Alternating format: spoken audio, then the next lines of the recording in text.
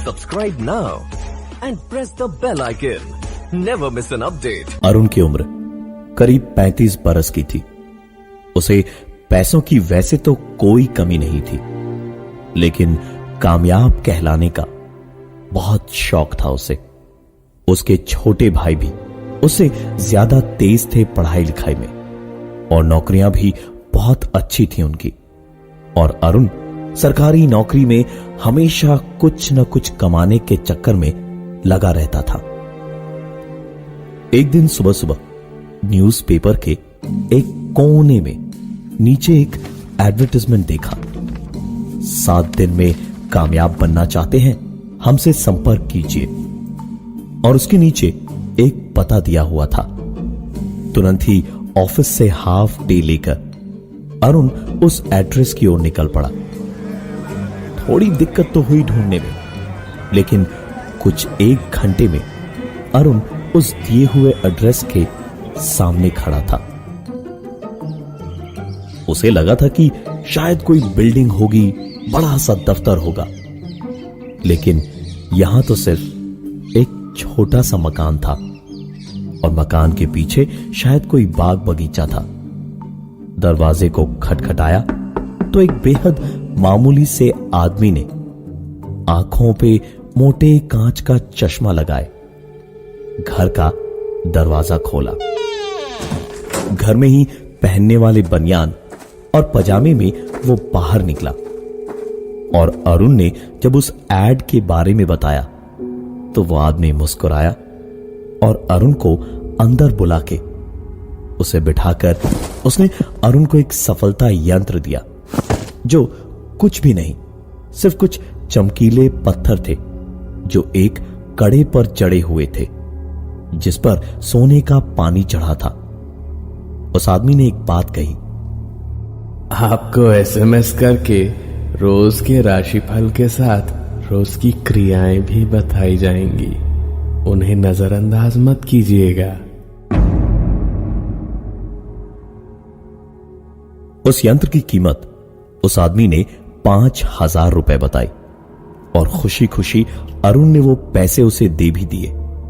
लेकिन एक सवाल पूछा कि अगर सिर्फ 5,000 रुपयों से कामयाबी मिलती है तो उसने खुद क्यों नहीं इस्तेमाल किया, जिस पर उसने मुस्कुरा कर कहा, मैं तो अपने जीवन से संतुष्ट हूं, दूसरों की खुशी में ही मेरी सच्ची संतुष्टि है। अरुण तो बस उस कड़े को पहनते के साथ ही 7 दिन कैसे बीतेंगे ये देखने को उतावला होने लगा।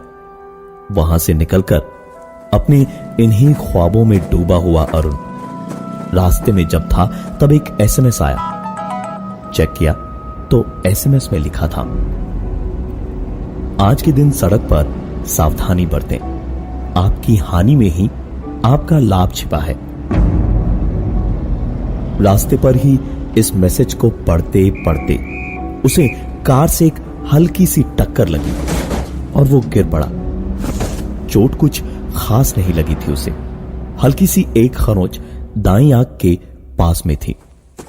पास के ही अस्पताल पहुंचा तो डॉक्टर ने इंजेक्शन और एक दवा दी और आधी घंटा वहीं इंतजार करने को कहा। लेकिन इस दवा और इंजेक्शन से फायदा होने के बजाय एक बहुत बड़ा नुकसान 15 मिनट के अंदर ही हो गया।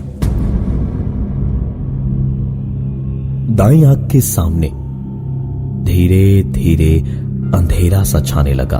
अरुण मेडिकल नेग्लिजेंस का केस करने के दावे करने लगा, तो मामले को रफा दफा करने के लिए उसे उस प्राइवेट हॉस्पिटल ने 8 लाख रुपए का चेक देकर अरुण का मुंह बंद कर दिया। सच में उसके नुकसान में ही उसका आज लाभ भी हुआ।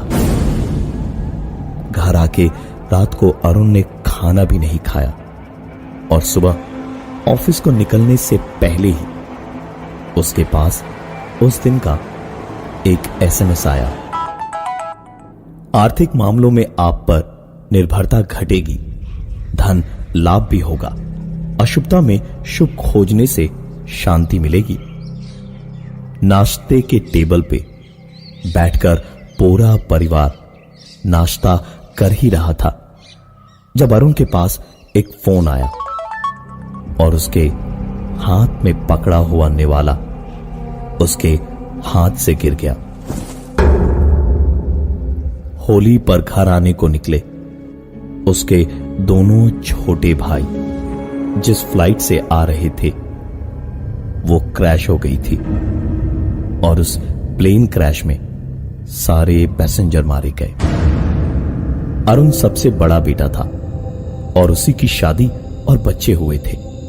दोनों छोटे भाइयों की शादियां इस साल के आखिर तक करने की सोची थी, लेकिन अब सब कुछ बदल चुका था।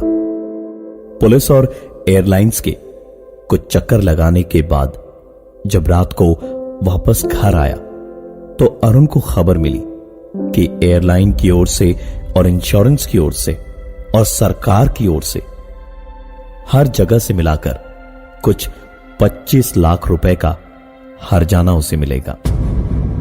अरुण इसी सारी सोच में फंसा था जब उसकी बीवी ने उससे कहा कि घर के ग्रह नक्षत्र ठीक नहीं है, एक हवन करवा लेना सही रहेगा। अरुण भी मान गया और अगले दिन हवन की तैयारी हुई और उसी के साथ अरुण के पास आया एक मैसेज, किसी भी धार्मिक कार्य से दूर रहे और अग्नि से भी दूरी बनाए रखें। हवन का सारा सामान घर में दिलवाने के बाद जब हवन शुरू हुआ तो हवन की अग्नि देखते ही अरुण को याद आया कि हवन और अग्नि दोनों से ही उसे दूर रहना है। याद आते ही अरुण चुपचाप धुएं से दिक्कत होने का बहाना बना के बाहर जाके पीछे वाले पार्क में बैठ गया। बेंच पर बैठे बैठे काफी वक्त जब बीत गया तो पड़ोस का लड़का दौड़ा दौड़ा आया और उसने अरुण को बताया कि उसके घर में आग लग गई थी। अरुण का मकान उसके परदादा और दादा का बनवाया एक काफी बड़ा और पुराने जमाने का पुश्तैनी मकान था। इतने बड़े मकान में आग लग जाएगी तो कितना खर्चा होगा, ये सोच सोच के ही उसका कलेजा मुंह को आ गया था। अपने हिस्से की जमीन वगैरह कहीं उसे गिरवी ना रखनी पड़ जाए, वो यही सोचे जा रहा था। और जब घर के बाहर पहुंचा तो वहां अपनी बीवी और दोनों बच्चों को सही सलामत देखा। तब कहीं जाके उसे पहली राहत की सांस आई, लेकिन बाद में पता चला कि पिताजी जो अपने कमरे के बाहर ही नहीं आए थे, उनके बारे में किसी को याद ही नहीं था और वो आग में जलकर मारे गए। अगली सुबह वसीयतनामा पढ़ा गया तो पता चला कि सारे खेत, सारी जमीनें और ये मकान सब कुछ अरुण के नाम हो चुका था। लेकिन किस कीमत पे? अरुण ने उस आदमी को फोन मिलाया जहां से कामयाब होने के लालच में वो ये कड़ा लेकर आया था, और उस आदमी ने फोन उठाते ही हेलो कहने के बजाय कहा, मैं जानता था आपका फोन जरूर आएगा। देखिए, मैं जानता हूं आप पे क्या बीत रही है, लेकिन अंदर ही अंदर कितने खुश भी तो हैं आप इतने पैसे पाके कुछ नहीं तो करीब 40 लाख रुपए और उससे भी ज्यादा की जमीन और मकान सब आप ही के नाम पे है अब तो। और इतना कह के उस आदमी ने हंसते हंसते फोन काट दिया और उनका दिमाग अब जाकर ठनका। इस आदमी को इतना कैसे पता कि इन 3-4 दिनों में क्या क्या हुआ है? पाई पाई का हिसाब भी है उसके पास। अरुण ने बिना वक्त बर्बाद किए उसके पास वापस जाना बेहतर समझा। वो सीधा वहीं वापस पहुंचा, लेकिन पहुंच के काफी देर तक उस घर को ढूंढने के बाद जब वो घर मिला भी तो कोई फायदा नहीं हुआ, क्योंकि वो घर तो वहीं था लेकिन वहां कोई था नहीं। आसपास किसी से पूछ सके ऐसा भी कोई दिखाई नहीं दिया। अरुण के दिमाग में सिर्फ एक ही बात थी इस वक्त कि कहीं उसकी बीवी बच्चों पर कोई आफत ना आ जाए। इसी उधेड़ बुन में चलते हुए वापस जब जा रहा था तो इस बार एक एक्सीडेंट और हुआ, और जब आंख खोली अरुण की तो उसको पता चला कि वो ठीक है। बीवी ने तो एक्सीडेंट की खबर सुनते ही परेशान होकर बच्चों को नानी के घर भेज दिया और खुद हॉस्पिटल आ गई। अरुण के इलाज के लिए उसका खून लिया गया था और एक रईस आदमी जिसको एक किडनी की जरूरत थी, उसे पता चला कि अरुण का ब्लड ग्रुप वही ब्लड ग्रुप है जिस ब्लड ग्रुप की किडनी उसे चाहिए थी। उसने आकर अरुण को 20 लाख रुपयों का लालच दिया और पैसों के लालच में अरुण मान भी गया। ऑपरेशन दोपहर में हुआ और अगले दिन सुबह ही अरुण की आंख खुली जब उसके मोबाइल पर एक एसएमएस आया था। चेक किया तो उसमें लिखा पाया, आज सफलता कभी भी आपके कदम चूम सकती है। अरुण अब तो पागल सा हो रहा था, क्योंकि इतना सब कुछ खोने और झेलने के बाद उसे अब किसी कामयाबी की जरूरत महसूस नहीं हो रही थी। बीवी को बार बार बच्चों की खबर लेते रहने को कह रहा था और उसके बाद दोपहर तक अरुण सो गया। काफी देर के बाद जब आंख खुली तो बाथरूम जाने को उठा। फ्लश चलाकर अरुण बाहर निकलने को हुआ। दरवाजे के पास उसका पैर फिसला और अरुण बड़ी बुरी तरह से ऐसे गिरा कि अब दाईं आंख के बाद दायां पैर, दायां हाथ और घुटने के नीचे ऐसे टूटे कि डॉक्टर ने 1 घंटे चेक करके बोला कि अब हाथ और पैर में हड्डी की जगह रॉड लगानी पड़ेगी। और उसी वक्त एक और एसएमएस आया, आज के दिन पानी से बचे। इतने में ही अरुण की बीवी ने उसके होश में आते ही उसको पानी पिलाने के लिए ग्लास उसके होठों के पास किया तो उसने बिल्कुल ऐसे धक्का दिया जैसे पानी नहीं, ग्लास में तेजाब भरा हो। टूटे हाथ से धक्का देने पर अरुण दर्द से कराहने लगा।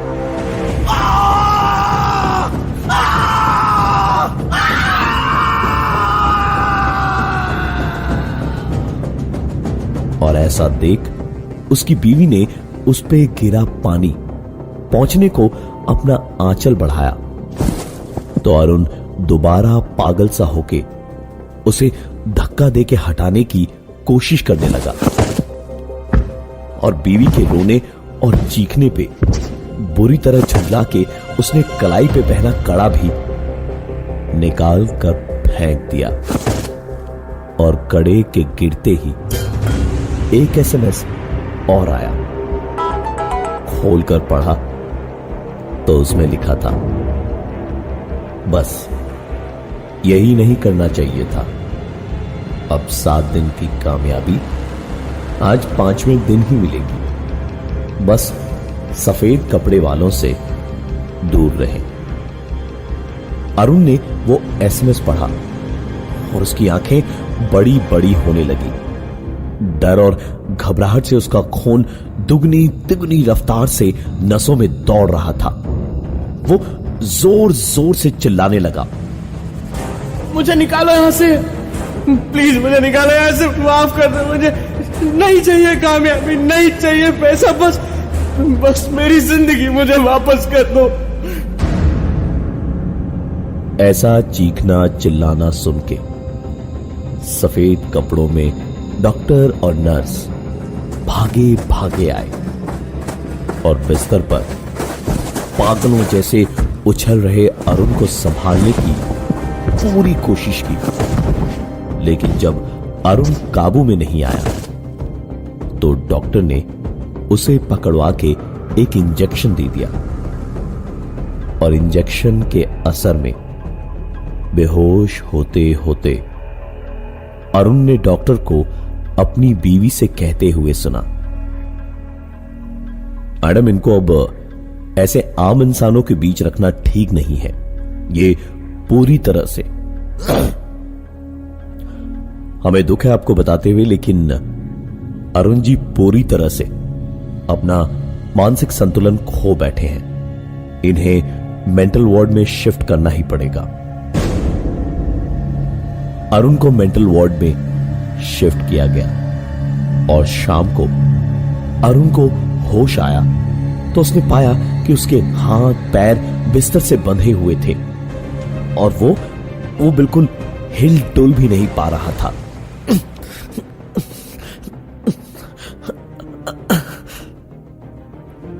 सामने डॉक्टर और अपनी बीवी को खड़े देखकर उसने चिल्लाना शुरू किया, मैं पागल नहीं हूं, प्लीज मुझे जाने दो, मैं पागल नहीं हूं।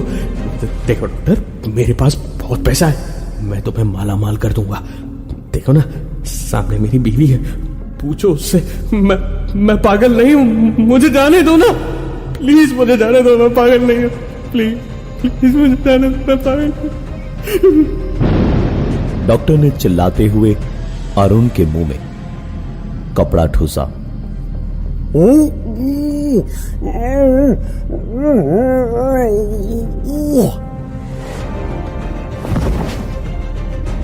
सर पर जेल लगाया और चिंगारियां छोड़ते हुए क्लैंप को उसके चेहरे के पास ले जाकर डॉक्टर ने मुस्कुराते हुए कहा, हर पागल यही कहता है कि वो पागल नहीं है। फिक्र मत करो, तुम नए पागल हुए हो, कुछ दिन में आदत हो जाएगी तुम्हें इन सब चीजों की। और डॉक्टर ने वो क्लैंप अरुण के सर पे लगा के रोजाना करीबन 6 से 7 शॉक देने अरुण को शुरू किए। एक हफ्ते के बाद जब अरुण की बीवी उससे मिलने पहुंची तो एक व्हील चेयर पर जिंदा लाश की तरह बेसुध बैठे हुए होठों से टपकती लार से भी बेखबर खुली आंखों से बेहोश अरुण को किसी बच्चे की तरह प्यार करके सीने से लगाकर उसकी बीवी ने कहा, तुम परेशान मत हो, बिल्कुल ठीक हो जाओगे। मुझे एक बहुत ही पहुंची हुई चीज का पता चला है, तो मैं ले आई तुम्हारे लिए। ये कड़ा पहना देती हूँ तुम्हें, 7 दिन में ठीक हो जाओगे तुम। 7 दिन में ठीक हो जाओगे तुम, ठीक हो जाओगे तुम, ठीक हो जाओगे तुम।